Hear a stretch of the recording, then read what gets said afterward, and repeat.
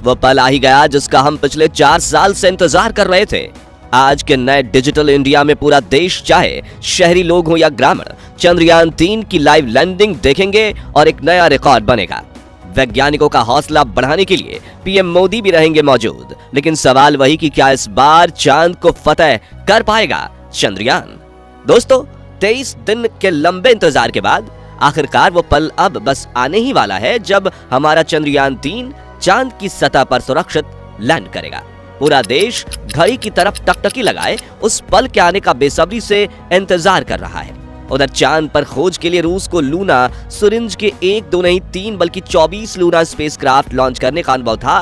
फिर भी Luna series के 25 को फेल करके बैठ गए, जबकि हम तो अभी तीसरा यान ही भेज रहे हैं, जिससे हमारे इसरो वैज्ञानिकों में थोड़ा डर का माहौल बन गया है। और ये डर लाजमी भी है, क्योंकि रूस ने अपना पहला लूना स्पेसक्राफ्ट सन 1958 में ही लॉन्च कर दिया था। उस जमाने में भारत तो आजाद ही हुआ था बस। फिर भी हमारे वैज्ञानिकों ने दिन रात लगातार मेहनत करके इस मिशन को कामयाब बनाने की हर मुमकिन कोशिश की है और हम सभी को पूरा यकीन है कि हमारे वैज्ञानिक इस बार जरूर सफल होंगे और भारत एक नया कीर्तिमान बनाएगा।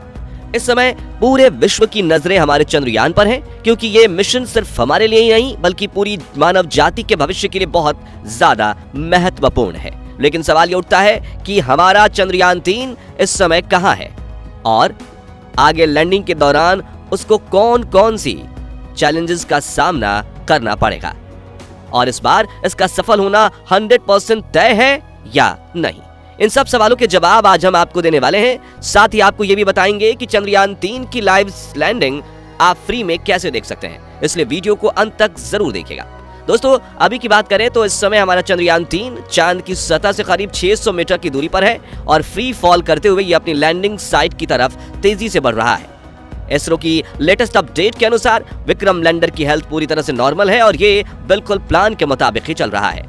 आपको बता दें कि चंद्रयान 3 का यह लंबा सफर 14 जुलाई 2023 के दिन शुरू हुआ था, जब श्रीहरिकोटा के सतीश धवन स्पेस सेंटर में इसको लॉन्च किया गया था। ये इसरो का तीसरा मून मिशन है, जिसके चलते इसे चंद्रयान 3 का नाम दिया गया है।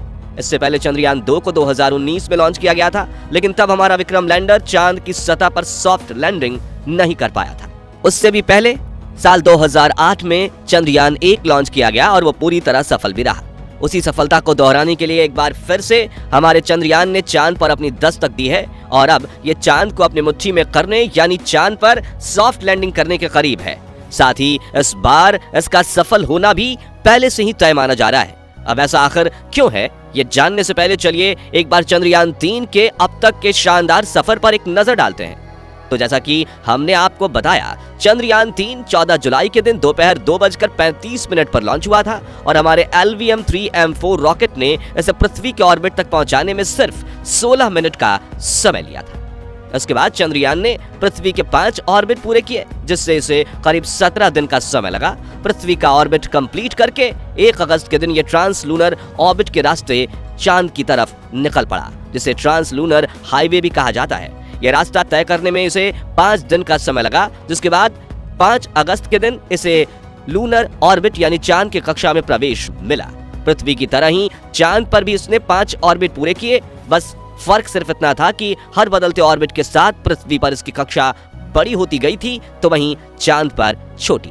अपने 5 लूनर ऑर्बिट पूरे करने में इसे 12 दिन का समय लगा, जिसके बाद 17 अगस्त को propulsion मॉड्यूल और लैंडर मॉड्यूल को एक दूसरे से अलग कर दिया गया और propulsion मॉड्यूल को पीछे छोड़ते हुए विक्रम लैंडर बाकी का मिशन पूरा करने के लिए खुद अकेला आगे बढ़ गया।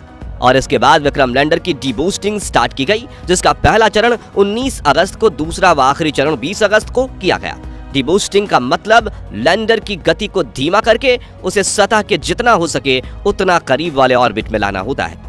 पहली बार डीबूस्टिंग करने पर विक्रम लैंडर 113 गुने 157 किलोमीटर के ऑर्बिट में आ गया। वहीं दूसरी ओर आखिरी डीबूस्टिंग करके इसे 25 गुने 134 किलोमीटर के ऑर्बिट में डाल दिया गया और यहीं से इस मिशन का आखिरी पड़ाव स्टार्ट हुआ।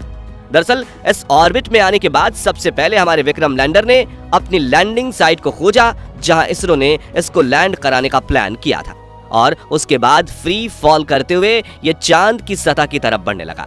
दोस्तों, ये तो हुआ चंद्रयान 3 के अब तक के सफर का हाल, जो आज हमने आपको बहुत शॉर्ट में बताया। चलिए अब जानते हैं कि इस बार विक्रम लैंडर का सॉफ्ट लैंड करना 100% क्यों तय माना जा रहा है। देखिए, जब हम कहते हैं कि इस बार, इसका मतलब यह है कि पिछली बार हम ऐसा करने में सफल नहीं हो पाए थे, यानी हमारे वैज्ञानिकों से कुछ कमी रह गई थी, जिसके चलते चंद्रयान 2 का विक्रम लैंडर क्रैश हुआ था। मगर इस बार वैज्ञानिकों ने न सिर्फ अपनी उन गलतियों को सुधारा है, बल्कि चंद्रयान 3 के विक्रम लैंडर को पहले से कहीं ज्यादा एडवांस भी बनाया गया है। तो अब सवाल आता है कि वो कैसे। चलिए आपको समझाते हैं। असल में दोस्तों, इस बार विक्रम लैंडर को हार्डवेयर से लेकर सॉफ्टवेयर तक सभी एरियाज में एडवांस बनाया गया है। हार्डवेयर की बात करें तो सबसे बड़ा बदलाव यह है कि इस बार वैज्ञानिकों ने बेहतर बैलेंसिंग के लिए इसमें 4 इंजन्स या कहें थ्रस्टर्स लगाए हैं, जबकि पिछली बार ये 5 थे। इसके अलावा विक्रम लैंडर की लेग्स जिनके ऊपर ये लैंड करेगा, उन्हें भी पहले से कहीं ज्यादा मजबूत मिलिट्री ग्रेड मटेरियल से बनाया गया है, ताकि अगर लैंडिंग थोड़ी बहुत हार्ड भी हो तो भी स्पेसक्राफ्ट को कोई नुकसान ना पहुंचे। साथ ही इसे लेजर डॉपलर वेलोसिटीमीटर और लैंडर हॉरिजॉन्टल वेलोसिटीमीटर कैमरा जैसे बेहद एडवांस उपकरण से भी सजाया गया है। सॉफ्टवेयर की बात करें तो इस बार विक्रम लैंडर के ऑन बोर्ड कंप्यूटर सिस्टम को AI के साथ जोड़कर बहुत ज्यादा एडवांस बनाया गया है, क्योंकि यही वो चीज है जिसके अंदर पिछली बार थोड़ी कमी रह गई थी। तो हम कह सकते हैं कि वैज्ञानिकों ने इस बार चंद्रयान 3 मिशन को सफल बनाने के लिए विक्रम लैंडर में कोई कसर नहीं छोड़ी है। यहाँ तक कि इसरो चेयरमैन S सोमनाथ ने खुद ये कहा है कि अगर विक्रम लैंडर के सारे सेंसर्स फेल हो जाएं, साथ ही इसके 2 इंजन भी काम करना बंद कर दें, तब भी ये चांद की सतह पर सुरक्षित रूप से लैंड जरूर करेगा। उन्होंने कहा कि इसको इस तरह से डिजाइन किया गया है कि ये हर हाल में चांद पर लैंड करेगा। यही सब वजह है कि विक्रम लैंडर का सॉफ्ट लैंडिंग करना पहले से ही तय माना जा रहा है। और देखा जाए तो अब ये पल हमसे बस कुछ ही घंटों दूर है, जब एक साथ दुनिया भर के करोड़ों लोग चंद्रयान 3 के चांद की धरती पर उतरने का ऐतिहासिक नजारा लाइव देखेंगे। आपकी जानकारी के लिए बता दें कि इसरो अपने ऑफिशियल YouTube चैनल लैंडिंग की लाइव स्ट्रीमिंग करने वाला है, जिसे कोई भी फ्री में देख सकता है। लैंडिंग का समय शाम 6:04 पर तय किया गया है और लाइव स्ट्रीमिंग इसके कुछ घंटे पहले ही स्टार्ट हो जाएगी। इसके अलावा अलग अलग टीवी न्यूज चैनल्स पर भी इसकी लाइव स्ट्रीमिंग को ब्रॉडकास्ट किया जाएगा। तो जिनके पास इंटरनेट सेवा अवेलेबल नहीं है, वो टीवी पर भी इसे लाइव देख सकते हैं। दोस्तों, आज का भारत वो भारत नहीं है जो 2008 में चंद्रयान 1 मिशन के दौरान हुआ करता था।